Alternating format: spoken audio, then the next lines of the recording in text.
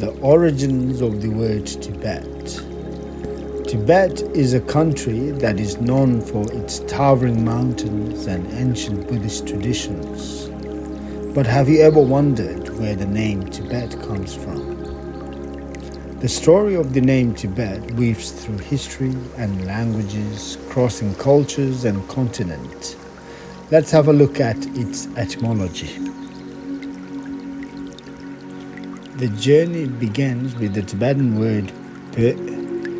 One origin of this name comes from the Tibetan verb Be, meaning to call. This connection reflects Tibet's tradition of calling out one another in high-pitched voices, a practice shaped by its mountainous terrain and vast open landscapes.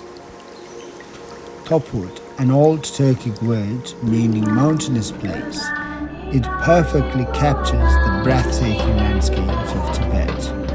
Interestingly, similar terms can be found in Mongolian and Persian, which suggests that they shared influences in describing Tibet. In Chinese history, Tibet appears as Tupo. This name was first recorded in the Old Book of Tang, Tang-Yingma, in 945 CE.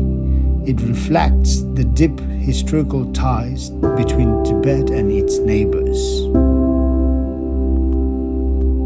The Sanskrit name for Tibet is Bodha. Sanskrit texts have long referred to Tibet by this name, highlighting cultural exchanges between the Himalayan region and the Indian subcontinent. Later, the name evolved into Tibetum in medieval Latin. This version served as the basis for the modern English word Tibet. From Be to Topud to Bodha and Tibetum to Tibet, the names of Tibet tell a long story of historical connection and cultural dialogue.